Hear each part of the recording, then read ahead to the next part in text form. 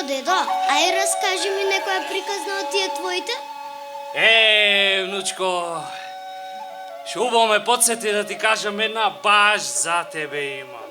Пред некој ден ми ја каже едно бабе и си ја запишав да ти кажам право. Си ја запишав да не ја заборам. А сега ќе ми ти ја прочитам. Слушај вака. Една царска ќерка боледувала од некоја мисла што имала. Сите царски екими ја ватиле да ја лекуваат и никој лек не беше нашол. Од ден на ден се полошо се чинела и налице гинела.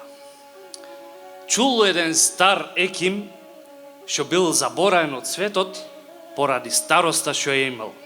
Никој не беше го викал. Дедо, а шо е тоа еким?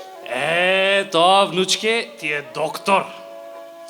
Ја чекај, рекол сам со себе, да појдам јас кај царска на ќерка, да ја видам шо болест имат и да ја оздравам. Пошол и се представил пред царска на ќерка.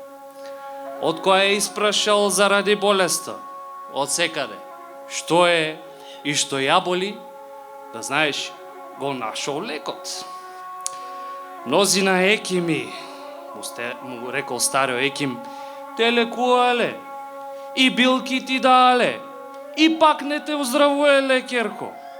Јас без билки ќе те оздравам, да ме паметуваш и да велиш Бог да го прости старио еким што ме оздраве без билки.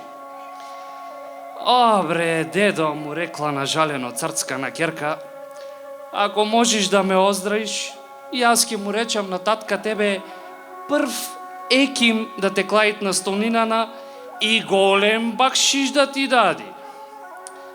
Од која чул екимот тие зборови, отишол преку менџијата и направил еден позлатен прстен со муро дозгора. На муро беше пишал вака, внучке: се што било поминало и се што ќе биде, ќе поминит. И го донесол екимо прстено и ја клал на прсто на царска на ќерка. Еве ти го леко, царска ќерко, ја рекол екимо. Секој сат и секој ден, кога ќе ти дојд лошата мисла што ти го мачи срцено, ќе го пеиш муро и ќе го подразмислиш тоа што ќе го пеиш. Дедо, а шо е тоа мур? Тоа, внучке, ти е печат. Така, велите екимот, ако го пеиш и размислиш, до 40 дни ќе оздравиш. Без друго те уверувам и со главата моја ти таксувам. Ако не оздравиш, да ми ја пресечите. За вистина, внучке, царска на ќерка беше оздравела и тоа побргу од 40 дни, од болеста што ја имала во мислата. Таа оздравела, а екимо, царо на голема чест, беше го клал и со многу злато го наградил. Така, внучке.